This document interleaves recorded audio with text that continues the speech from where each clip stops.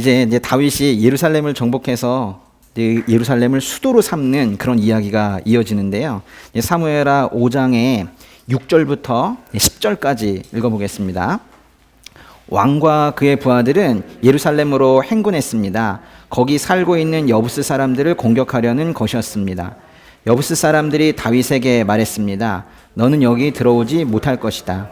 눈먼 사람이나 다리 저는 사람이라도 너를 쓸어버릴 수 있을 것이다. 그러나 다윗이 시온 산성을 점령했으므로 그곳 이름을 다윗성이라고 했습니다. 그날 다윗이 말했습니다. 누구든지 수로를 따라 올라가 다윗이 미워하는 저 다리 저는 사람과 눈먼 사람 같은 여부스 사람들을 쳐부수는 사람은 대장이 될 것이다. 그리하여 눈먼 사람과 다리 저는 사람은 왕궁에 들어가지 못할 것이다 라는 속담이 생겼습니다. 다윗은 그 성을 점령하고 거기 거하며 그 성의 이름을 다윗성이라고 불렀습니다. 그리고 밀로에서부터 안쪽으로 성벽을 둘러싸았습니다. 그는 점점 강대해졌습니다. 전능하신 하나님 여호와께서 그와 함께 하셨기 때문이었습니다. 아니, 다윗이 예루살렘을 정복해서 수도로 삼았다, 한 문장이면 될 텐데 그 이야기를 이렇게 길게 쓰는 데에는 뭔가 이유가 있을 거예요.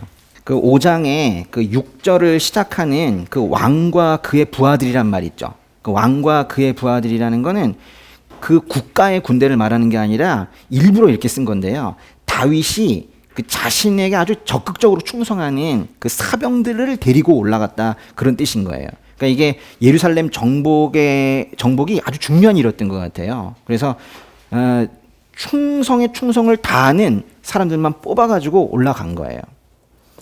다윗이 온 이스라엘의 왕이 되기 전에 이스보셋이 왕이었던 이 북쪽 이스라엘은 마하나임, 이 지역을 수도로 삼았었어요.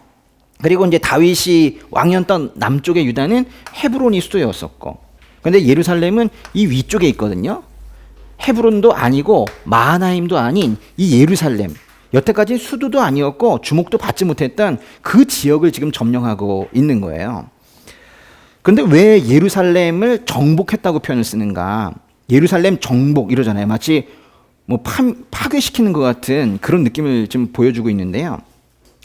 여호수아서의 말씀을 보면은 예루살렘은 당시 이제 가나안 땅을 이스라엘 백성들이 점령을 한 이후에 이 땅들을 각 지파들에게 분배를 할 때 유다 지파에게 분배된 땅이었어요. 예루살렘은 유다 지파 거였어요. 그런데 한 번도 유다 지파가 거기를 제대로 통치한 적이 없어요. 원래 이 예루살렘에 살고 있던 원주민들, 그 사람들이 여기를 절대로 놓치지 않고 있었기 때문에 철통 방어하고 있어서 한 번도 유다 지파가 여기를 제대로 정복한 적이 없었어요. 그래서 다윗이 여기를 정복할 때 말 그대로 정복한다, 이런 표현을 쓰는 거예요. 여호수아 때 이 땅 분배가 이루어지고 나서 400년 동안이나 예루살렘만은 난공불락이어서 여긴 무너지질 않았어요. 다른 데들은 다 조금씩 가나안 사람들이 무너지고 내주고 했는데 예루살렘만은 내주지 않고 있었던 거예요. 예루살렘에 옛 이름이 있는데요. 뭐래요? 여부스예요. 여부스. 그래서 성경을 읽으실 때 혹시라도 여부스라는 단어가 나오게 되면 예루살렘의 옛 이름이구나, 이렇게 생각을 하시면 되는 거예요. 그 여호수아 시대 때 여부스 족속의 왕을 죽인 적도 있기는 하지만은 그때에도 이 여부스, 즉 예루살렘을 정복하지는 또 못했어요. 그러면 사무엘도 여기 정복 못했습니다. 사울 왕 때도 이런 얘기 들어본 적이 없죠. 사울 왕도 예루살렘을 정복하지는 못했습니다. 예루살렘은요, 지금도 이제 가보시면은 좀 느끼시지만은 그 주변 지형이 상당히 복잡하고 험해요. 그리고 이제 약간 이제 지대가 높고 그렇습니다. 그래서 병사 수가 그렇게 많지 않아도 외적이 쳐들어오는 걸 아주 효과적으로 막을 수가 있어요. 그래서 여기는 잘 무너지지 않는 거예요. 그러면 이 여부스를, 그 예루살렘을 왜 꼭 정복해야만 하는가? 여러분, 노아의 세 아들 이름 아십니까? 한번 크게 해보세요. 누구예요? 셈, 함, 야벳이잖아요. 근데 하나님께서 대홍수로 인류를 심판하신 후에 그 노아에게 하나님께서 이제 노아와 하나님께서 언약을 맺으셨어요. 우리 흔히 무지개 언약 이렇게 말하는데요. 하나님께서 다시는 홍수로는 심판하지 않으시겠다고 그렇게 말씀하셨죠. 노아는 그래서 다시 땅을 일구면서 살기 시작을 했어요. 어느 날 포도원을 하고 있었던 노아가 자신의 포도원에서 나온 포도로 만들었는지 그 포도주를 너무 많이 마셨어요. 그리고 취해서 자기 장막 안에서 벌거벗고 누워 있었는데 함이라는 아들이 그걸 보고는 셈과 야벳에게 말했죠. 셈과 야벳은 겉옷으로 아버지의 몸을 가려드렸습니다. 그런데 함은 그러지 않았어요. 술이 깬 노아가 저주합니다. 함을 저주해요. 그 장면 잠깐 볼게요. 창세기 9장의 24절. 갑자기 창세기 이야기 하나 궁금하시죠? 이건 매우 중요한 거예요. 창세기 9장의 24절과 25절 두 절을 한번 보겠습니다. 노아가 화가 나서 함이라는 아들을 저주하는데요. 창세기 9장의 24절과 25절에서 어떻게 저주하는지 한번 읽어볼게요. 노아가 술이 깨 자기 작은 아들이 자기에게 한 일을 알게 됐습니다. 그래서 노아는 말했습니다. 가나안은 저주를 받을 것이다. 가나안은 가장 낮고 천한 종이 돼 그의 형제들을 섬기게 될 것이다. 여기 지금 작은 아들이라는 게 함을 말하는 거거든요. 함이 아버지에게 한 그 행동 때문에 저주를 하는데 지금 노아가 누구를 저주하고 있습니까? 가나안을 저주하고 있어요. 가나안도 이제 사람 이름이었는데요. 원래는 가나안은 함의 아들이거든요. 그러니까 노아 입장에서는 손자를 지금 저주하고 있는 거예요. 함이 잘못을 했는데 그 아들인 가나안이 저주를 받은 거예요. 창세기 10장으로 가보세요. 10장에 6절 읽어보세요. 함의 아들은 구스, 미스라임, 붓, 가나안입니다. 함의 아들들은 이렇게 여럿인데 여기저기 흩어 살았어요. 동쪽에, 여러분 이 더 동쪽에 가면 메소포타미아 지역이 있거든요. 티그리스강, 유프라테스강 있는 거. 이쪽에부터 시작을 해가지고 저 끝에 이집트의 서쪽에 있는 이집트까지 넓은 지역에 그 아들들이 흩어져 살았습니다. 그리고 가나안이라는 아들은 바로 이 지역에 살고 있었던 거예요. 가나안. 그래서 이제 가나안이라는 아들이 여기 살고 있었기 때문에 가나안은 누구 아들이라고요? 함의 아들, 노아의 손자. 함의 아들 가나안이 여기 살고 있었기 때문에 이 지역을 가나안 땅 그렇게 부르는 거예요. 저는 가나안이라는 단어를 아주 어렸을 때 알았어요. 교회도 안 다녔는데 가나안이라는 단어는 아주 옛날부터 알았어요. 저희 아버지가 예전에 가나안 농군학교 뭐 그런 데 갔다 오신 거가 그 아주 자랑스럽게 항상 저한테 보여주셔가지고 저는 나중에 이걸 알았죠. 예.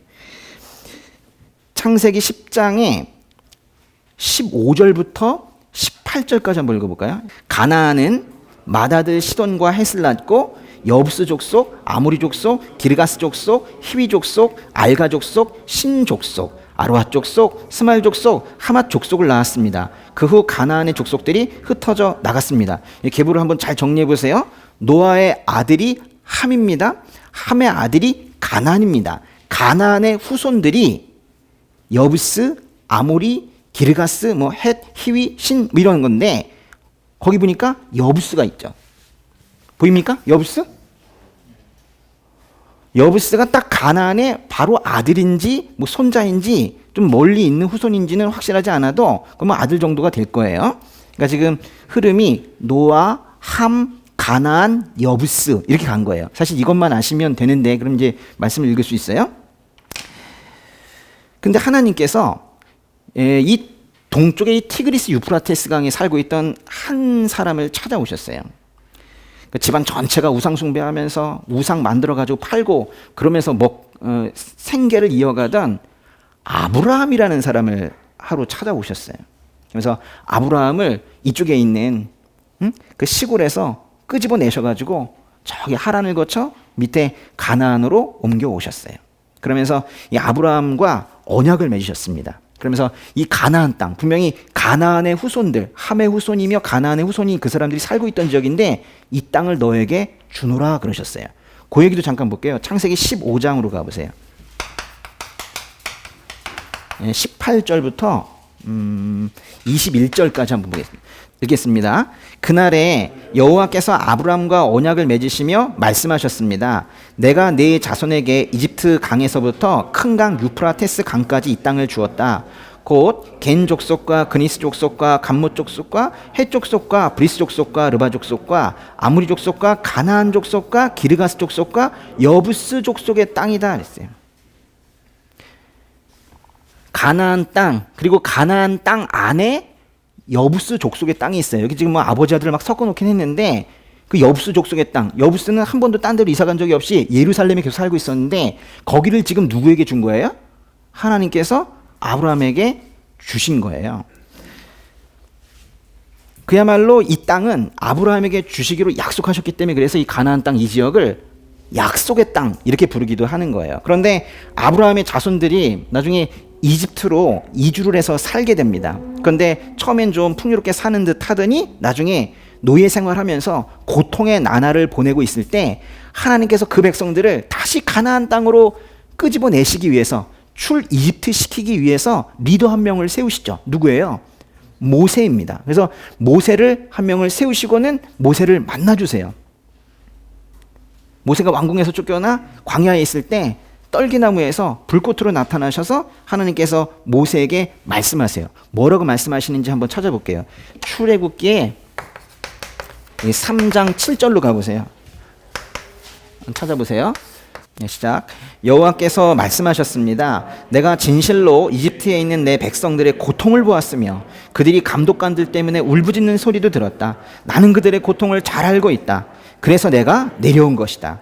내가 그들을 이집트 사람들의 손에서 구해내고 그 땅에서 그들을 이끌어내어 아름답고 넓은 땅, 젖과 꿀이 흐르는 땅, 곧 가나안 족속과 헷 족속과 아무리 족속과 브리스 족속과 히위 족속과 여부스 족속의 땅으로 인도할 것이다.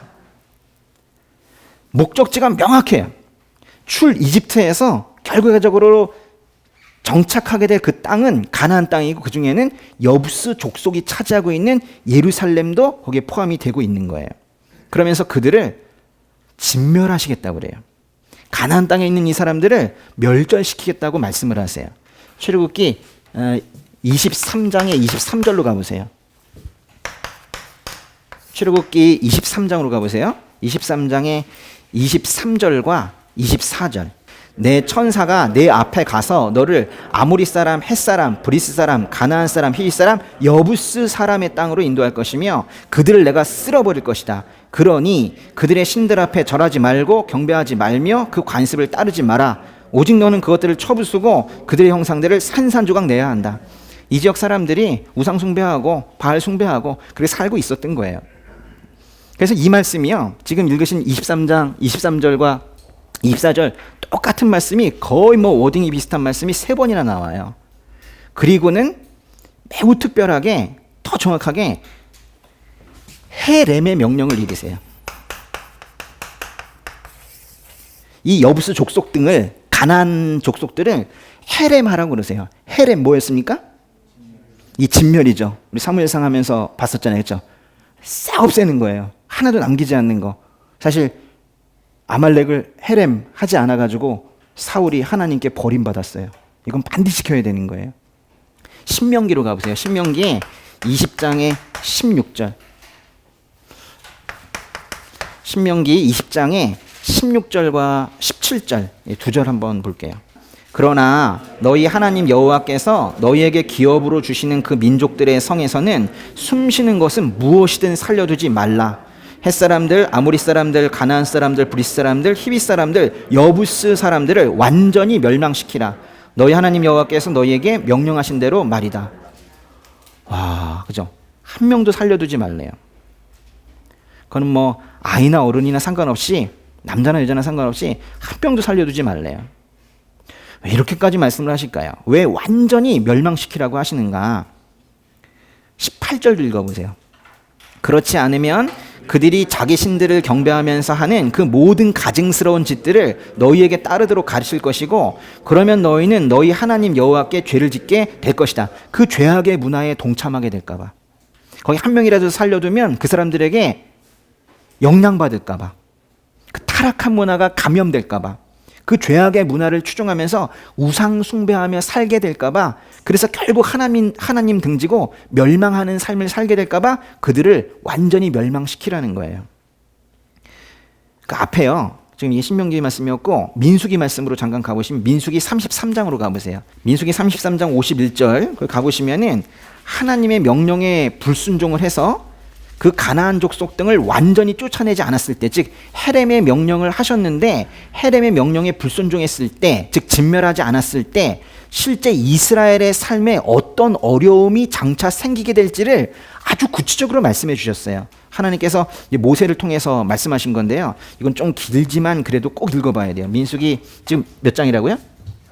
네, 민수기 33장에 몇 절까지 읽을까? 네, 51절부터 56절까지 읽어볼게요.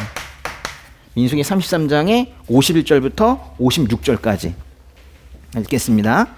이스라엘 백성들에게 말해 일러라. 너희가 요단강을 건너서 가나안으로 들어갈 때 그 땅에 살고 있는 모든 사람들을 너희 앞에서 쫓아내라. 그들이 새겨 만든 우상들을 파괴하고 그들이 부어 만든 우상들을 파괴하며 그들의 모든 산당들을 부수라. 그 땅을 차지하고 거기에서 살도록 하라. 이는 내가 그 땅을 너희가 갖도록 주었기 때문이다. 그 땅을 제비를 뽑아 너희 가족별로 나누라. 큰 가족에게는 많이 주고 작은 가족에게는 적게 주라. 각자 제비를 어떻게 뽑든 간에 그 뽑은 대로 땅을 갖게 하라. 이렇게 해서 그 땅을 너희 조상의 지파대로 나누도록 하라. 만약 너희가 그 땅에 살고 있는 사람들을 너희 앞에서 쫓아내지 않으면 그 남은 사람들이 너희 눈에 가시가 되고 너희 옆구리에 바늘이 될 것이다. 그들이 너희가 살게 될 그 땅에서 너희를 괴롭힐 것이다. 그렇게 되면 내가 그들에게 하리라고 생각했던 대로 너희에게 하게 될 것이다. 맨 끝에 56절은 상당히 무서운 말이에요. 너희가 헤렘하지 않으면 너희가 헤렘 당할 거야. 하나님의 명령, 헤렘의 명령, 진멸하라는 명령에 따르지 않으면 너희가 헤렘의 대상, 진멸의 대상이 될 거야. 이런 말씀이에요. 하나님께서는 하나님의 백성들이 가나안의 타락한 죄에 물들지 않기를 바라세요. 하나님의 아들, 딸들이 이 땅에 타락한 문화에 물들지 않기를 바라세요. 거룩하신 하나님께서 우리가 타락하는 걸 못 보세요. 거룩한 민족으로 살아가기를 원하세요. 그래서 이제 이스라엘에도 그 가나안의 죄악의 요소를 하나도 남기지 말고 진멸하라고 하신 거예요. 어줍잖은 동정심으로 몇 명 살려뒀다가 그들에게 결국 영향 받으면 안 된다는 거예요. 그런데 만약에 가나안 사람들을 내쫓지 않으면, 완전히 진멸시키지 않으면 어떻게 될 거라고 말씀하시는 거예요. 그러니까 말하자면 내쫓다 말았을 때, 몇 명 내쫓고 몇 명은 놔뒀을 때 어떻게 된다고 하세요? 33장에 55절 보세요. 55절에 그 남은 사람들이 너희 눈에 가시가 되고 너희 옆구리에 바늘이 될 것이다 그랬어요. 저는 성경 말씀 중에 이 말씀에 엄청 충격을 많이 받았었어요. 나중에 죄악의 요소가 제 삶에서 나올 때마다 이 말씀이 계속 떠올랐어요. 죄악의 요소를 남겨두었을 때, 하나님께서 진멸하라고 하신 것을 남겨두었을 때 눈에 가시가 되어서 계속 눈을 찌를 거라는 거예요. 눈에 뭐 들어갔는데 가만히 두면 어떻게 살겠습니까? 심지어 조그만 티끌이 들어가도 그런데 가시가 들어가서 계속 찌른다는 거예요. 또 마치 옷 속에 바늘이 박혀 있는 것처럼, 옷 속에 조그만 뾰족한 것만 있어도 얼마나 그 몸이 불편합니까? 근데 옷 속에 바늘이 있는 것처럼 움직일 때마다 옆구리를 찔러가지고 상처를 낼 거라는 거예요. 그렇게 끊임없이 삶을 흔들어 놓고 상처를 줄 거래요. 근데 여호수아를 대장으로 해서 이스라엘 백성들이 이 가나안 땅을 이제 정복을 했을 때 그들을 진멸을 했습니까? 못했습니까? 정확하게 말씀해 보세요. 여호수아를 리더로 해서 가나안 땅을 정복했을 때 진멸했어요? 못했어요? 다 못했다가 맞네요. 그죠? 어느 지역은 또 했어요. 어느 지역은 못했어요. 결국 전체적으로 보면 진멸 안 했습니다. 그 약속의 땅에 불러주셨는데 가보니까 무서운 거예요. 가나안 사람들이. 그래서 진멸하지 못한 경우도 있고, 죽이는 것보다는 노예로 쓰는 게 낫지 않나? 이래가지고 진멸하지 못한 경우도 있어요. 진멸의 대상이었지만 결국 진멸되지 않고 남아있던 가나안 사람들이 많이 있었는데 그 중에 하나가 여부스 사람입니다. 지금 계속 이 얘기를 지금 하고 있는 건데요. 여부스. 네. 이 예루살렘의 여부스 사람들은 끝내 정복당하지 않고 남아있었어요. 그 여부스 사람에 대해서 좀 더 자세하게 말하고 있는 게 여호수아서 15장에 있거든요. 한번 펴보세요. 여호수아서 15장에 63절. 한번 읽어보겠습니다. 예루살렘의 주민인 여부스 사람에 대해 말하자면 유다 사람들이 그들을 쫓아내지 못했기 때문에 여부스 사람들이 오늘날까지도 예루살렘의 유다 사람들과 함께 살고 있습니다. 그랬죠. 성경에서 이 부분을 매우 안타깝게 여기면서 이걸 이렇게 명시하고 있어요. 그러니까 이스라엘은 예루살렘에서 원래 이곳에 살고 있었던 여부스 사람들을 쫓아내지 못했네요. 하나님께서 완전히 멸망시키라고 했던 그 여부스를 결국 그대로 둔 거예요. 그들을 그대로 두면 어떻게 된다고요? 이스라엘에게 눈에 가시가 될 것이고 옆구리에 바늘이 될 거예요. 이스라엘은요, 어떻게 여부스를 진멸합니까? 거긴 난공불락인데요. 이런 말 하면 안 되는 거였어요. 이스라엘은 여부스를 진멸해야 했어요. 이건 마치 우리가 주님 만나고 많은 죄악들을 떠나 보내시긴 했지만, 맞죠? 주님 만나고도 똑같습니까? 주님 만나고 사실 많이 정화된 부분이 있지만은 아직도 그 여부스처럼 남겨두어서 결국엔 우리 눈에 가시가 되고 옆구리에 바늘이 된 죄들이 있는 거예요. 하나님께서 없애라고 하시면 없애야 돼요. 심지어 없애라고 하신 거를 없애지 않아서 사울이 버림을 받았다니까요. 그건 뭐 저의 생계를 위해서 어쩔 수 없는 건데요. 저는 능력이 부족해서 그걸 진멸할 수 없을 것 같습니다. 이런 핑계 대지 말라는 거예요. 이거는 타협의 여지가 없는 명령이세요. 진멸의 명령. 그런 핑계 대지 말고 여부스는 반드시 정복을 해야 한다는 거예요. 근데 문제는 하나님께서 진멸의 명령을 내리신 이후에 이스라엘은 한 번도 여부스를 정복하지 못했어요. 사실 여부스가 유일합니다. 다 그래도 공격을 당하고 점령 당했는데 여부스는 그대로 있었어요. 다들 환경 탓했죠. 저기는 요새와 같은 지역이어서 함부로 어떻게 공격을 해도 다 막아냅니다. 우리 함부로 정복할 수 없습니다. 이랬단 말이에요. 그걸 지금 다윗이 하려고 하는 거예요. 그 예루살렘 정복을 지금 다윗이 하려고 하는 겁니다. 오늘 말씀의 사무엘하 5장의 6절, 사무엘하 5장의 6절의 첫 부분을 다시 한번 보세요. 왕과 그의 부하들은 예루살렘으로 행군했습니다. 거기 살고 있는 누구 사람들? 여부스 사람들을 공격하려는 것이었습니다. 이게 그 많은 전쟁터 중에 한 전쟁터를 말하는 게 아니었어요. 그런데 다윗이 그의 부하들과 함께 예루살렘을 정복하려고 하자 지난 400년 동안 한 번도 예루살렘을 빼앗긴 적이 없는 여부스 사람들이 다윗에게 빈정대며 말하는 거예요. 너도 한번 공격해 보려고? 이러는 거예요. 야, 우린 안 무너져. 다윗 너라고 되겠냐? 이러고 있는 거죠. 그래서 뭐라고 해요? 너는 여기 들어오지 못할 것이다. 눈먼 사람이나 다리 저는 사람이라도 너를 쓸어버릴 수 있을 것이다. 이렇게 말해요. 그러니까 눈먼 사람이나 다리 저는 사람, 즉 장애인들이 막아도 다윗 정도는 충분히 막을 수 있다고 여부스 사람들이 자부하면서 다윗을 조롱하고 있는 거예요. 마치 매번 같은 죄에 넘어지는 성도들을 향해서 사탄이 비웃고 있는 것 같은 그런 모습이에요. 다윗도 성벽을 타고 올라가서 직접 싸우는 건 승산이 없다고 판단한 것 같아요.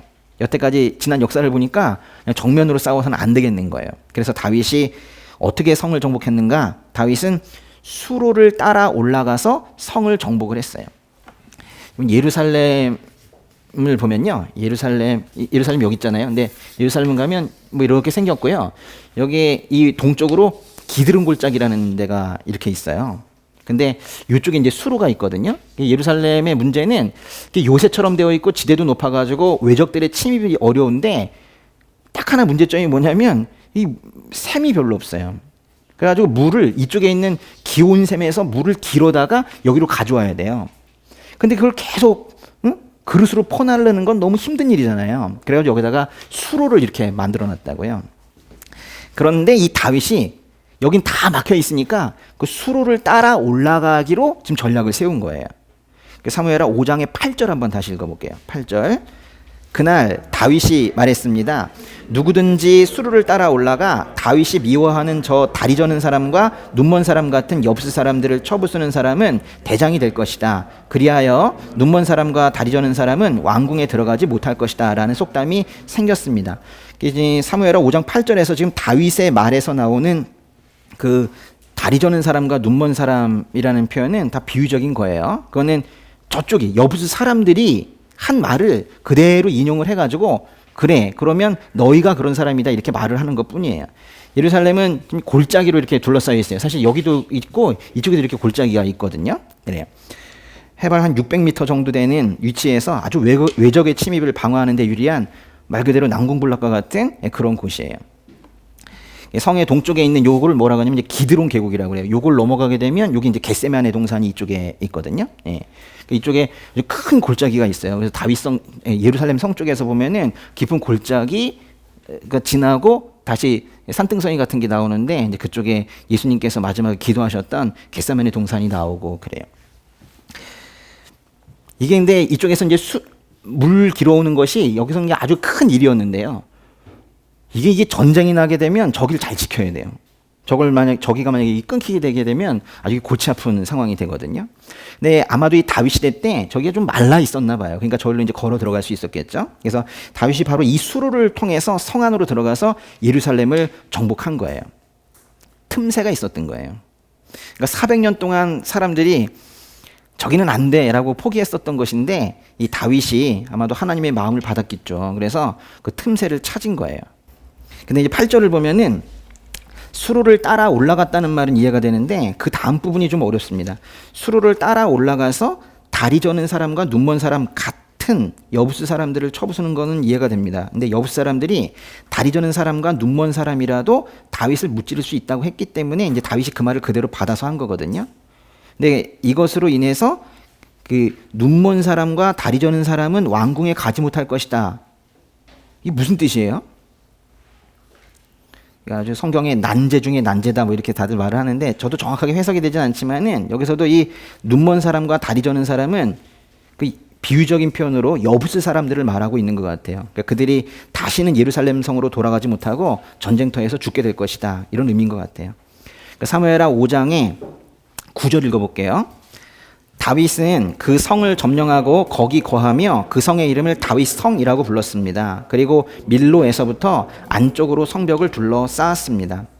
다윗이 마침내 예루살렘 성을 정복했어요. 그리고 그곳을 뭐라고 불렀대요? 다윗성이라고 불렀고 지금도 그렇게 부르고 있습니다. 7절에도 그 이야기가 비슷하게 나오는데 7절에 있는 것처럼 이곳의 원래 이름은 뭐였어요? 여기 있는 사람들은 여부스인데 요 산성의 이름은 요 성의 이름은 시온이라고 불렀어요. 그러니까 시온, 여부스, 예루살렘 뭐 다 같은 지역을 말하고 있는 건데요. 시온이라는 말은요. 뭐 요즘에도 시온이라는 표현을 쓰고 하는데 또 이스라엘로 사람들이 돌아가자라고 하는 걸 뭐 시온이즘이라고도 하고 그래요. 근데 시온은 가나안식 명칭입니다. 아마도 여부스 말이었을 것 같아요. 그래가지고 다윗이 여기를 정복한 다음에 그 말을 없애버리고 다윗성 이렇게 부른 거예요. 예. 그러니까 여부스의 여부스가 몰락했는데요. 예루살렘이 점령됐는데요. 그 400년 전에 여호수아 때부터 하려고 했었던 그 가나안 정복 사업이 이제서야 완성이 된 거예요. 예루살렘 정복이 되어야 가나안 정복이 완성이 된 거예요. 그리고 9절을 보면은 여부스 사람들이 차지하고 있을 때보다 다윗은요 더 강하게 더 넓은 범위로 보수 공사를 했던 것 같아요. 이렇게 이제 난공불락의 요새였던 예루살렘을 정복해서 다윗의 위상이 높아졌는데 사무엘서는 이 정복 이야기의 끝에 다윗이 그렇게 승승장구한 이유가 뭔지 정확하게 밝혀내고 있어요. 사무엘하 5장의 10절 읽어보세요. 그는 점점 강대해졌습니다. 전능하신 하나님 여호와께서 그와 함께 하셨기 때문이었습니다. 함께 하셨대요. 다윗이 누리는 이 모든 것은 하나님으로부터 온 것이다 라는 이 사실을 사무엘서는 계속 말해요. 아주 명확하게 말해주려고 합니다. 결코 다윗이 드러나지 않도록 해요. 잘못하면 다윗을 아주 위대한 인물로 다윗을 닮아가자 이런 교훈을 사람들이 찾아내거든요. 이게 사람들의 본성이에요. 하나님을 놓치게 되거든요. 그 다음에 사무엘하 5장의 11절부터 5장의 끝까지는 하나님께서 다윗에게 복을 주셨다라는 그런 내용이에요. 물질적으로도 풍요해졌고 자식들도 많아졌고 군사력도 강해져서 블레셋도 무찔렀다 이거예요. 이 블레셋은 여기 지중해가 있고 이 지중해 동편에 이 해안 지역에 살고 있었던 사람들이 블레셋입니다. 블레셋은 가나안 사람들이 원래 아니었고 저쪽에 그 해양 지역에 살고 있던 사람들인데 이쪽으로 이주해서 오히려 가나안 지역에 큰 위협 세력이 된 그런 사람들이에요.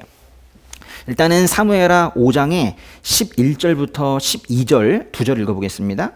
그때 두로 왕 히람이 다윗에게 심부름꾼들과 백향목과 목수들과 석공들을 보내 다윗을 위해 왕궁을 지어 주었습니다. 다윗은 여호와께서 자신을 이스라엘을 다스릴 왕으로 세우셨고 그의 백성 이스라엘을 위해 그의 나라를 높여주셨음을 깨닫게 됐습니다. 그랬어요. 이쪽에 이제 지중해가 있는데요. 지중해 연안 중에 이 북쪽, 좀 더 위쪽이겠네요. 갈릴리보다 더 위쪽이니까 한 이쪽에 두로라는 지방도 있고 시돈이라는 지방도 있고 그래요. 그래서 이쪽에 있었던 작은 나라, 거기 이제 두로라는 나라에서 11절에 보면 두로 왕 히람이 다윗에게 사람들도 보내고 자제들도 보내서 다윗의 왕궁을 지어줬대요. 이거 왜 지어줬을까요? 지금 갑자기 이쪽에 두로의 왕이 다윗에게 왕궁을 지어줬대요. 여러분, 예나 지금이나 외교 관계에 단순한 호의라는 건 없습니다. 히람은 장래를 위해서 잘 나가고 있는 다윗에게 잘 보이고 싶었을지도 몰라요. 또는 이 두로라는 지역은 무역으로 먹고 사는 지역인데 상업 지역입니다. 잘 사는 동네예요. 근데 그 일을 위해서는 이쪽에 있는 다윗에게 일종의 세금을 바쳐서라도 그 무역 일을 좀 원활하게 하기를 바랬던 것 같아요.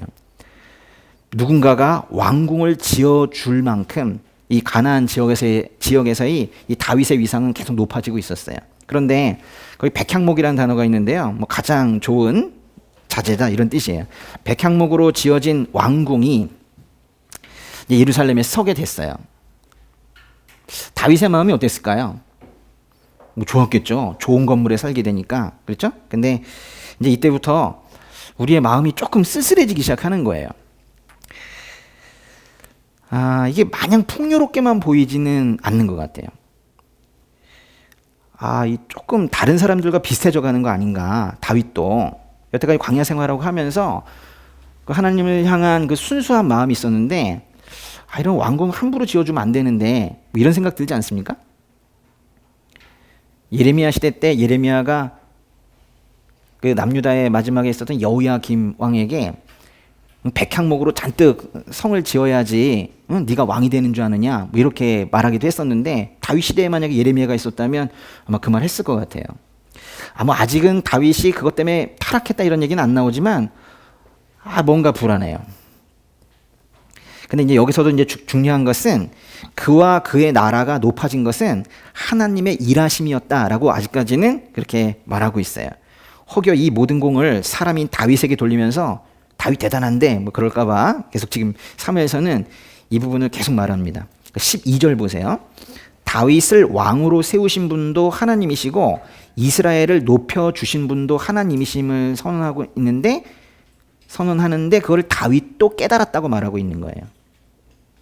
사무엘하 5장에 13절부터 16절까지 읽어볼게요. 다윗은 헤브론을 떠난 후 예루살렘에서 더 많은 첩들과 아내들을 두었고 아들, 딸들을 더 많이 낳았습니다. 예루살렘에서 그가 낳은 아이들의 이름은 삼무아, 소밥, 나단, 솔로몬, 이팔, 엘리수아, 네벡, 야비야, 엘리사마, 엘리아다, 엘리벨렛입니다. 그럼 아들들 이름 중에서 뭐 솔로몬밖에 모르겠네요. 네? 그렇죠. 그 13절을 보면은 이게 제가 자꾸 그렇게 봐서 그런지 몰라도 조금 더 위태로운 표현이 있어요. 다윗이 더 많은 첩들과 아내들을 두었다는 거예요. 이미 헤브론에서도 이 아래쪽에 있을 때에도 여러 아내를 거느렸고 자녀들도 낳았는데 예루살렘에 정착을 하자 더 많은 첩과 아내들을 두었대요. 하나님께서는 왕에게 많은 아내들을 두지 말라고 하셨는데 어느덧 다윗은 문자 그대로 많은 아내들을 두게 된 거예요. 그리고요, 다윗은 헤브론에 있을 때 아내들이 많기는 했지만은 첩이라는 단어는 나오지 않았었어요. 근데 지금 이제 다윗 왕궁 안에서는 여러 처 이외에도 첩을 두는 그런 행습이 나타나기 시작을 한 거예요. 뭔가 불안해요. 하나님의 도우심으로 풍요와 번성을 누리는 다윗에게 마냥 박수만 쳐줄 수는 없는 이유들이 하나 둘씩 생겨나기 시작을 하는 거예요. 이제 다윗은 어떤 면에서는 다른 나라의 왕들과 좀 닮아가고 있는 그런 모습이 보이기 시작을 해요. 그 다음에 사무엘하 5장 17절부터는 다윗이 블레셋을 무찌르는 그런 이야기인데요. 예. 그 이스라엘과 블레셋은 늘 전쟁을 했습니다. 이제 블레셋이 더 강해질 때에는 동쪽으로 진격을 했겠고, 이스라엘이 강해지면 또 서쪽으로 블레셋을 밀어내겠고 그러겠죠. 좀 길긴 한데요. 사무엘하 5장 17절부터 일단 21절까지 먼저 한번 읽어볼게요.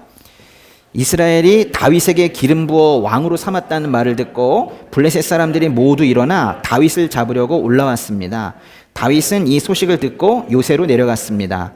블레셋 사람들도 가서 르바임 골짜기를 메웠습니다. 다윗은 여호와께 물었습니다. 블레셋 사람들에게 맞서 올라갈까요? 저들을 제 손에 넘겨주시겠습니까? 여호와께서 그에게 대답하셨습니다. 올라가라. 내가 블레셋 사람들을 반드시 내 손에 넘겨주겠다. 그리하여 다윗은 바알 브라심으로 갔고 거기서 그들을 물리쳤습니다. 그가 말했습니다. 여호와께서 내 앞에서 봇물 터뜨리듯 내 원수들을 치셨다. 이렇게 해서 그곳을 바알 브라심이라고 불렀습니다. 블레셋 사람들이 그곳에 자기 우상들을 다 버리고 도망했으므로 다윗과 그의 군사들이 그것을 다 치워버렸습니다. 여기까지요. 예. 17절을 보면은 다윗이 온 이스라엘의 왕이 되었다는 소식을 블레셋 사람들이 듣고는 좀 다급해진 것 같아요. 그러니까 이쪽이 통일왕국이 된 거잖아요. 이스라엘이 통일왕국이 되니까 블레셋이 좀 다급해진 것 같아요.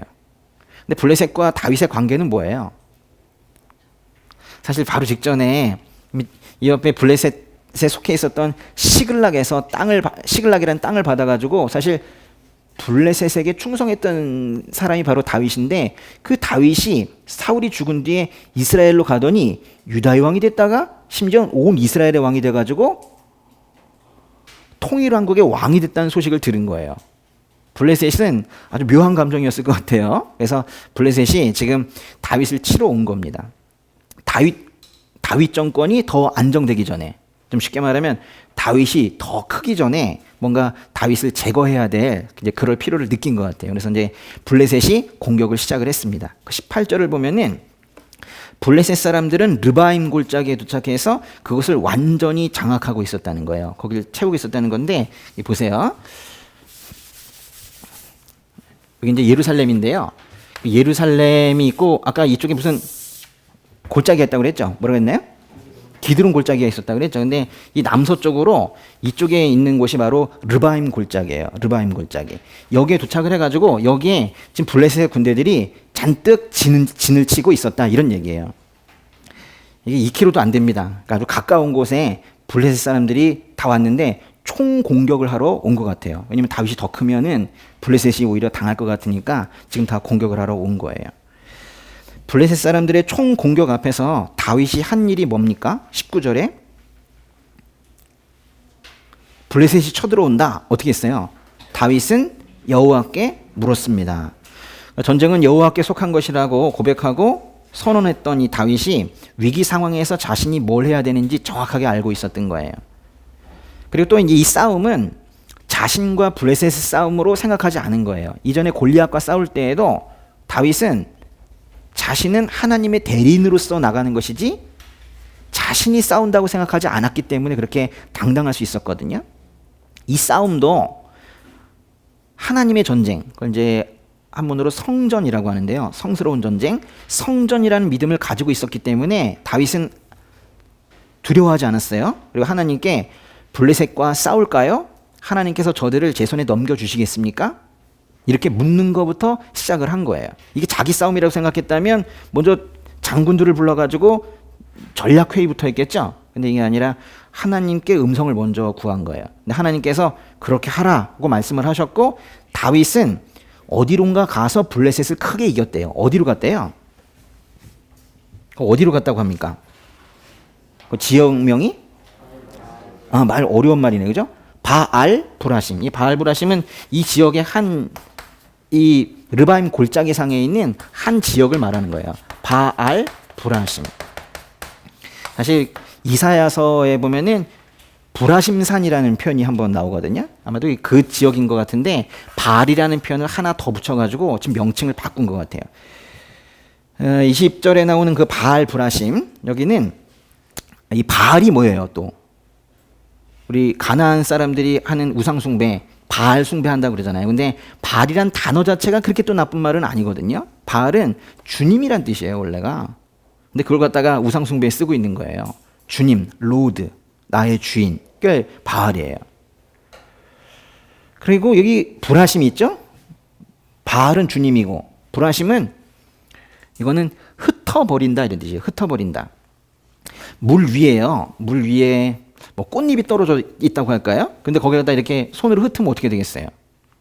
그 모양이 다 없어지고 말 그대로 흩어져 버리겠죠? 또는 이런 뜻이기도 해요. 휩쓸어 버리다.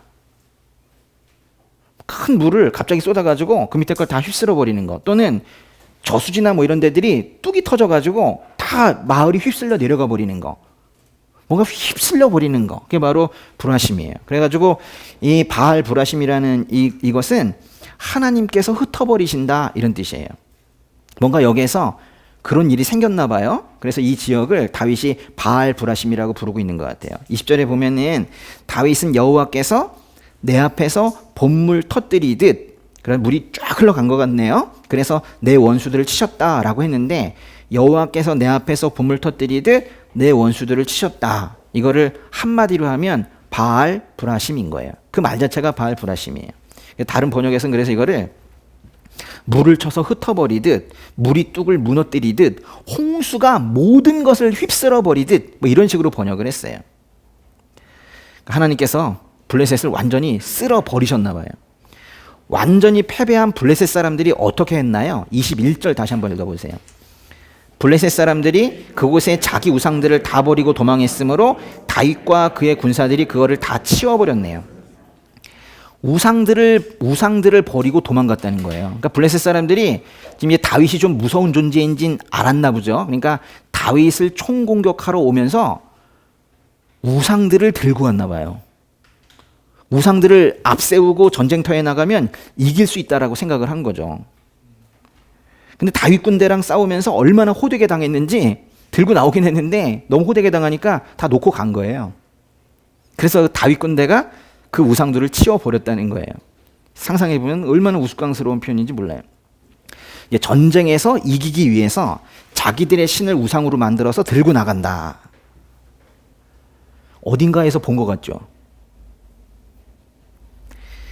사무엘상 4장을 보면, 앞쪽에 사무엘상의 4장을 보면은 오히려 이스라엘이 이 짓을 했어요.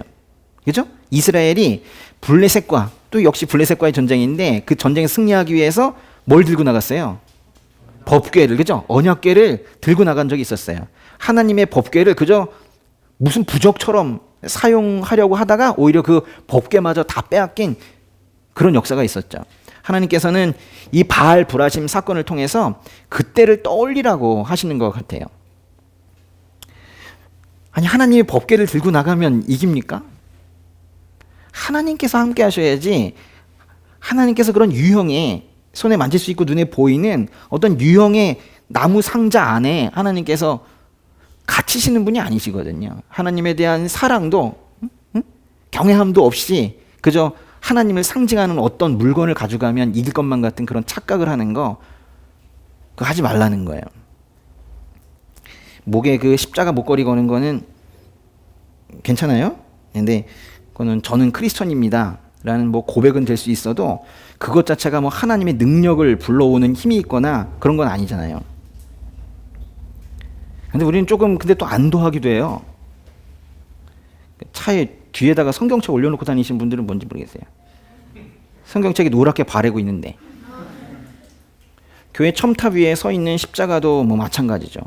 교회 건물과 같은 유형적인 것들은 필요한 부분이 있어요, 분명히. 왜냐하면 성도님들의 편의를 위해서 필요한 건 있지만은 그게 하나님의 영광과 결코 비례하지 않는다는 것은 이번에 코로나 사태를 지나면서 더더욱 명확해졌어요. 지금 이런 시기를 지나면서 힘들어 죽겠네 이러고 끝났다면 우리는 이 시기를 잘못 보내는 거죠. 배워야 되는 건데요. 사람들을 보면은 하나님의 복을 받고 싶은데 하나님의 복은 받고 싶으면서 자신은 여전히 세속적이어서 세상의 복도 함께 받고 싶어 해요. 그래가지고 늘 양쪽에 양다리라고 하죠. 어느 정도의 양다리까지 하나님께서 용인하실까? 뭐 이런 걸 눈치 보고 있는 것 같아요. 개별 사안들마다 그러는 것 같아요. 그래서 교회에 어떻게든 연을 둬요. 떠나진 않아요. 그렇지만은 열정적이지는 않는 분들이 많아요. 주님 한 분만으로는 못 사는 거예요. 근데 여전히 그분께서 주시는 복은 또 받고 싶은 거예요. 그래서 교회 안으로 오는 거예요. 외형적인 거를 그래서 너무 바라보게 돼요. 왜냐면 자신의 마음은 공허하고 자신의 마음을 다 하나님께 드리기도 좀 갈등이 되는 그런 상황에서 그 공허한 부분, 비어있는 자신의 그 믿음 부분을 보충하려고 뭔가 눈에 보이고 만질 수 있는 것들에 집중하는 거예요. 그 가톨릭에서 만들어진 그 많은 형상들과 그림들이 다 그래서 나온 겁니다. 뭔가 종교적인 그런 것들로 그 마음을 채우고 싶은 거예요. 뭔가 밖에 있을 때는 아니다가 그 안에 교회 안으로 들어가면 보이는 스테인드 글라스 뭐 이런 걸 보면서 자기가 뭔가라도 된 것 같은 그런 느낌을 받는 거예요. 그런데 이제 그런 신용들, 죄송합니다. 신용이라는 표현을 써서요. 근데 신용, 그러니까 믿는 신용을 하는 거는 그거는 약간 하나님을 좀 덜 믿는 수준이 아니라 사실 그게 하나님의 마음을 가장 아프게 하는 거거든요. 이제 늘 말씀을 드리지만은 내가 어떤 교회의 안으로 들어간다고 해서 자신의 삶에 하나님의 역사가 일어나는 건 아니에요. 우리 각자가 성전이라면서요. 고린도전서에서도 우리가 여호와의 성전인 것을 너희가 알지 못하느냐 그러잖아요. 그러니까 여러분은 더 잘 아실 것 같아요. 우리는 예배당이 없어가지고 더 잘 아실 것 같긴 해요. 교회 안에 내가 들어가는 게 아니고 이 나라는 교회 안에 그 예수의 영이 계셔야, 그리고 그 성령 하나님께서 일하고 계셔야 그게 진짜 교회고 진짜 그리스도인이죠. 하나님께서는 사무엘하 5장에서 지금 우상을 들고 나와서 전쟁에서 이겨보겠다라고 한 이 블레셋 사람들을 홍수처럼 쓸어버리셔서 그들이 들고 왔던 우상도 내팽개치고 도망가게 하셨어요.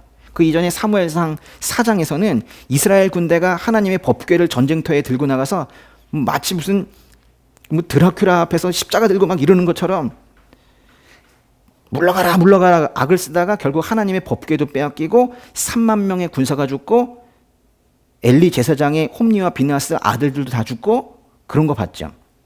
그러니까 어떠한 종교적인 행위도 또 유형적인 것들, 어떤 건물이든 성경책이든 심지어 십자가 모형이든 어떤 유형적인 것도 우리의 신앙을 담보하지 못합니다. 우리는 이 시기에 지금 그거를 고민해야 되는 거예요. 그런 것들은 육신을 가진 이 부족한 우리들에게 편함을 줄 수는 있어요. 좋은 건물에 또 뭐 잘 인쇄된 성경책 이런 것들, 또 양장본 이런 것들 우리에게 그렇게 될 수 있고, 또 심미적이고 좀 예쁜 거, 또 심리적인 어떤 이런 만족감을 줄 수도 있어요. 그렇지만 그거는 그 이상의 것도 그 이하의 것도 아닌 거예요. 우리의 신앙을 대표하고 우리의 신앙을 규정할 수 있는 거는 믿음밖에 없어요. 지금 우리가 봐야 되는 것은 뭐 오늘 우리가 오랜만에 좀 모이긴 했지만은 이렇게 모일 수 있는가 없는가도 사실은 아닌 것 같아요. 또 어디에서 모이는가도 아닌 것 같아요. 이럴 때일수록 우리는 내면을 봐야 돼요. 내 내면에 정말 참다운 믿음이 있는가, 지금 그거를 봐야 되는 시기 아닙니까?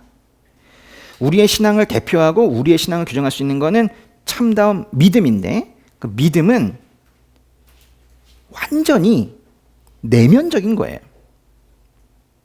그 내면적인 믿음의 결과들이 외형적인 행위로 뭐 나올 수 있기는 하지만은 외형적인 것들이 오히려 나올 때 이 내면에 참된 믿음이 자리 잡히는 걸 오히려 방해할 수도 있어요. 오히려 뭐 좀 남들 보기에 박수 칠 만한 일들을 하는 것이 그게 오히려 내면의 믿음이 정착을 하는 걸 오히려 방해할 수 있다고요.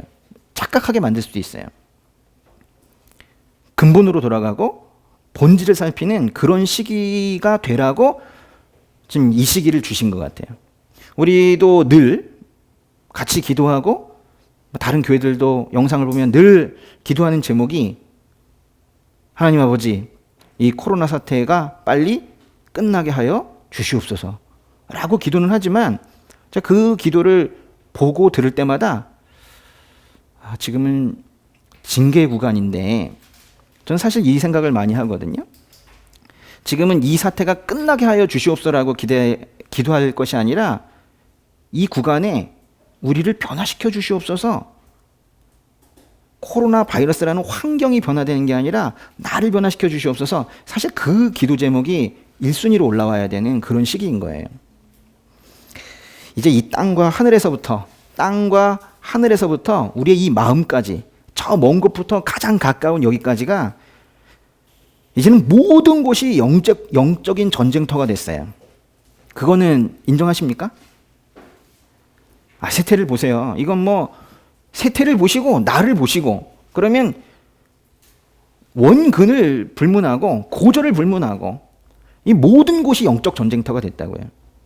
근데 우리가 그 전쟁터에 들고 나가야 될 게 나무나 돌이나 청동으로 만든 우상도 아니고 부적도 아니고 부적처럼 여기는 법궤도 아니고 십자가 형상도 아니고 아무것도 아닌 거예요. 우리가 전장에 가지고 나가야 될 유일한 무기는 믿음밖에 없는 거예요. 우리가 주님의 제단 앞에 내놓은 것이 믿음이 아닌, 하여튼 믿음이 아닌 어떤 것이랄지라도 주님께서는 나중에 때가 되실 때 뭘 이런 잡다한 걸 다 올려놓았느냐 이러면서 다 불살라 버리실 것 같아요.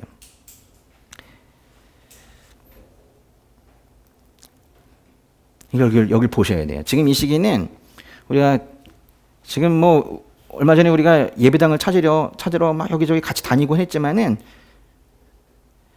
사실 그런 시기가 아닌 거예요. 예배당을 찾으러 지금 길을 다닐 게 아니라 이 마음의 물길을 봐야 돼요. 이게 지금 내가 어디를 향하고 있는지 지금 그거 점검해야 됩니다. 근데 제가 확신하기로는 그걸 점검하는 주의 성도들이, 하나님의 아들, 딸들이 많아지면 하나님께서 이 사태도 끝나게 하실 것 같아요. 그러나 그게 거꾸로 되면 안 되는 거예요. 거꾸로 되면은 이 사태 안 끝납니다. 하나님께서 하나님의 자녀들까지 함께 있는 이 땅에 고생만 시키시고 끝나게 하실 것 같아요? 그렇진 않습니다. 하나님께서도 열매를 보고 싶으시죠. 우리의 기도 제목이 좀 바뀌어야 될 것 같다는 이런 생각이 들어요. 잠깐 옛날 얘기해 드릴게요. 여러분 중국에 수나라 아십니까? 그런 나라가 있어요. 당나라 전에 수나라가 있는데 6세기 말 7세기 초에 수나라가 고구려를 총 공격을 하다가 청천강에서 휩쓸려 가버린 사건이 있어요. 그걸 뭐라고 그래요? 살수대첩이라고 하죠. 612년 영량왕 때 을지문덕 장군 기억나세요? 네. 다시 시작하세요. 근데 그때 수양제가 우문술 우중문 데리고 그 고구려를 치러 갔다가 청천강에서 쓸려 내려가 버렸는데, 그때 고구려를 치러 갈 때 113만 명이 쳐들어갔어요. 113만 명이. 근데 살아 돌아간 사람이 2,700명밖에 안 됐습니다. 청천강에서 휩쓸려 버려가서. 저는 오늘 이 말씀 읽는데 그게 바알 불하신 것 같더라고요. 나 휩쓸려 내려가 버린 거 바알 불하신 것 같더라고요. 근데 여러분 그 살수대첩 다음 해가 613년인데 그때 수나라가 고구려를 다시 쳐들어왔거든요. 그렇게 휩쓸려 가놓고도 다시 복수를 하겠다고 또 쳐들어왔어요. 그리고 또 졌죠. 근데 그 다음 여기가 블레셋도 똑같아요. 또 쳐들어와요. 보세요. 22절부터 25절까지 보세요. 블레셋 사람들이 다시 올라와 르바임 골짜기를 메웠습니다. 다윗이 여호와께 물었더니 그분이 대답하셨습니다. 정면으로 올라가지 말고 포위하고 있다가 저들 뒤 뽕나무 숲을 맞은편에서 저들을 덮쳐라. 뽕나무 꼭대기에서 행군하는 소리가 들리면 바로 재빨리 나아가라. 여호와가 내 앞에 나아가 블레셋 군대를 칠 것이다. 그러자 다윗은 여호와께서 명령하신 대로 게바에서부터 게셀까지 쫓아가며 블레셋 사람들을 무찔렀대요. 그러니까 블레셋이 두 번째로 공격을 해왔을 때 하나님께서는 이제 다윗에게 이렇게 싸우라고 아주 구체적인 방법까지 말씀해 주세요. 전략을 세워주세요. 어떻게 싸우라고 하세요? 뭐 뽕나무 얘기가 나오고 하는데, 그러니까 쉽게 말하면 뽕나무 수풀에 숨어 있다가 블레셋 사람들이 움직일 때 습격하라는 거예요. 지금 게릴라 전법을 지금 말하고 계시는 거예요. 25절에 보면은 다윗이 블레셋을 이겼나 봐요. 그리고 여세를 몰아서 게바에서부터 게셀까지 쫓아가면서 블레셋 사람들을 무찔렀대요. 여기 잠깐 보세요. 게바라는 곳은 어디냐면 여기 예루살렘이 있고 이 블레셋 지역은 여기인데요. 블레셋은 이렇게 지중해 동편에 있습니다. 근데 게바는 한 이쯤에 있어요. 게셀은 이쯤에 있어요. 여기서 여기까지 게바에서 게셀까지 한 30km 정도 되거든요. 그러니까 당시에 블레셋이 이만큼 아주 많은 부분을 세력을 형성하고 있다가 다윗에 의해서 여기에서 이만큼 쫓겨갔다는 거예요. 이스라엘 전체 지역에서 블레셋을 다 내쫓아버렸다, 뭐 이런 얘기예요. 물론 나중에 블레셋을 완전히 없애버립니다. 근데 이 두 번째 침입과 관련해서 이 감동적인 기록이 바로 그 24절의 두 번째 문장일 거예요. 24절의 두 번째 문장 한번 읽어보세요. 여호와가 내 앞에 나아가 블레셋 군대를 칠 것이다. 그러니까 제가 아까 게릴라 전법이라 그랬는데 뽕나무 뒤에 숨었다가 게릴라식으로 습격하는 게 전쟁의 방법이 아니었고, 여호와께서 내 앞에 나아가는 거, 하나님께서 앞에 나아가는 거, 그게 방법이었네요. 잘못하면 게릴라 전법으로 인간의 생각을 볼 수 있는데 실제로는 하나님께서 앞에 나아가는 게 이 전투의 방법이었대요. 하나님의 전쟁은 하나님께 속한 것입니다. 그뿐만이 아니라 이게 아주 중요해요. 하나님의 전쟁에서는 하나님께서 앞서 가신다는 거예요. 하나님은요, 우리 그 형제 자매님들을 영적 전쟁 한가운데 내보내시면서 잘 싸우고 돌아와라, 어깨 두드려주는 분이 아니세요. 앞서 나아가시면서 나를 따르라, 이렇게 하시는 분이라는 거예요.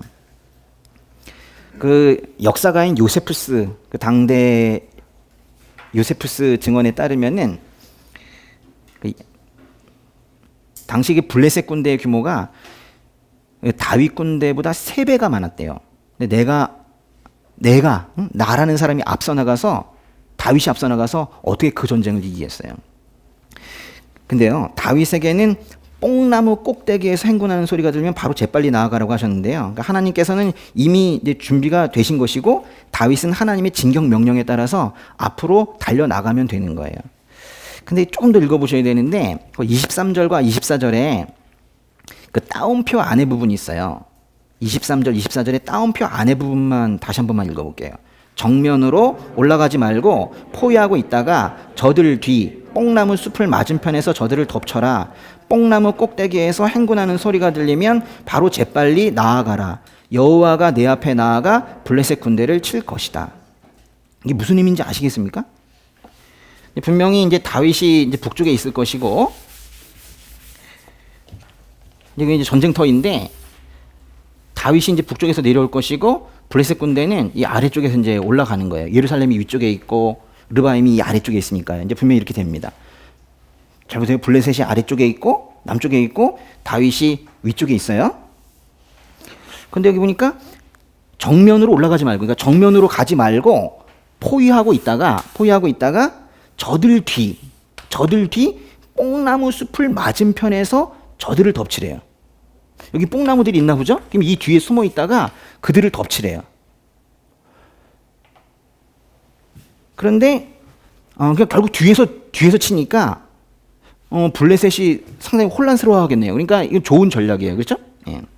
근데 이제 하나님께서 이 좋은 전략을 주셨는데 정말 특이한 게 뭐냐면 그 24절에 하나님의 진격 명령이에요. 보시면 언제 재빨리 나아가라고 그랬어요? 한번 읽어보세요. 뽕나무 꼭대기에서 행군하는 소리가 들리면 바로 재빨리 나아가라. 다른 번역에서는 행군하는 소리를 걸음 걷는 소리다 뭐 이랬는데요. 그 걸음 걷는 소리, 행군하는 소리가 지금 어디서 들린대요? 뽕나무 꼭대기에서 걸음 걷는 소리가 들립니까? 이건 말 그대로 뽕나무 꼭대기를 얘기하는 건데, 지금 다윗의 군대는 뽕나무 뒤에 숨어 있고 블레셋은 뽕나무 앞에 있단 말이에요. 근데 뽕나무 꼭대기에서 걸음 걷는 소리, 근데 여기 우리말 성경에서 행군하는 소리라고 한 거는 한두 사람이 자벅자벅 걷는 게 아니라 쿵쿵쿵쿵 하는, 그 군대가 행군하는 소리가 들리면 너희도 나아가라, 이렇게 지금 말씀하시는 거예요. 도대체 누가 행군하는 소리일까요? 하나님의 군대가 나아가는 소리가 들리면 너희들도 따라가라, 이런 말씀이세요. 뽕나무 위에서 하나님의 천사들로 구성이 된 그 군대가 쿵쿵쿵쿵 하면서 진격해 나아갈 때 너희들은 뒤에서 따라가면 된다. 늦지 말고 재빨리 뒤를 따라가라. 지금 이렇게 말씀하시는 거예요. 하나님의 군대의 그 우렁찬 행군 소리가 뽕나무 꼭대기에서 들려올 때 블레셋 군대는 큰 두려움에 휩싸일 거예요. 도대체 어디서 나는 소리인가? 블레셋의 경우에는 뒤쪽에서 아주 많은 군인들의 발걸음 소리를 듣는 거예요. 그 대신 다윗의 군대는 아주 사기 등등해지겠죠. 그 우렁찬 소리와 함께 나아가는 거예요. 그러니까 블레셋을 다 무찌를 수 있었던 거예요. 예수님께서 겟세마네에서 잡히실 때 예수님을 잡으러 온 그 무리 중에 대제사장의 종이 있었어요. 그 종의 이름이 말고인데요, 말고. 베드로가 칼을 들어서 그 예수님을 잡으러 온 대제사장의 종 말고의 귀를 잘라버렸습니다. 그래서 예수님께서 화나셨어요. 오히려. 베드로, 칼을 칼집에 도로 꽂아 넣으라. 그러면서 칼로 흥한 자는 칼로 망한다, 이러시면서 베드로를 오히려 혼내셨어요. 그러면서 뭐라고 그러셨냐면, 내가 내 아버지께 청하면 당장 12군단보다 더 많은 천사들을 보내주실 수 있다는 것을 너는 모르느냐. 내가 지금 약해서 잡히는 게 아니다. 내가 하나님께 아버지께 청하기만 하면 12군단보다 더 많은 천사들을 보내주실 것을 너는 모르느냐, 그러셨단 말이에요. 예수님은 비록 십자가에서 죽으실 것을 순종하셨기 때문에 그 12군단보다 더 많은 천사들을 청하지 않으셨어요. 그래서 오히려 자신의 죽음으로 우리의 죄의 대가를 치르시고자 하셨지만은, 예수님의 이 말씀은 우리를 위해서 중보 기도하고 계시는 지금 예수님께서 아버지께 청하면 당장이라도 12군단보다 더 많은 천사들을 보내주실 수 있다라는 사실도 우리는 알아야 되는 거예요. 우리는 간혹 우리가 맨 앞에서 그 적으로부터 날아오는 화살을 온몸으로 받아내고 있는 것처럼 생각할 때가 있어요. 내가 우리 집에 십자가를 줬어, 이러면서. 내가 우리 공동체에 십자가를 줬어, 이러면서. 그 전쟁 마치 혼자 하는 것처럼 어떤 때는 외로워하고, 역시 리더는 외로워, 이러면서 외로워하고, 또 어떤 때는 또 혼자 전쟁 영웅이 된 것처럼 그렇게 착각을 하기도 하고 그래요. 그러나 다른 사람들은 몰라도 하나님의 자녀들이 살면서 맞닥뜨리게 되는 이 영적 전쟁에서는 오히려 우리 앞에 만군의 여호와께서, 우리 하나님께서 앞서 나가신다라는 사실을 우리는 잊지 말아야 돼요. 우리가 그 소리만 들으면 돼요. 뽕나무 꼭대기에서 들려오는 그 행군의 소리, 12군단보다 더 많은 그 천사들의 그 군대 소리만, 그것만 들으면 돼요. 그럼 바로 따라가면 되는 거거든요. 여러 가지로 어려움 가운데 성도님들 있으신 거 제가 다 알고 있어요. 근데 우리 이 말씀이 위로가 되기를 바랍니다. 위로가 막 별빛처럼 달빛처럼 이렇게 쏟아져가지고 그 인생이 풍요로워지시기를 주님의 이름으로 축복합니다.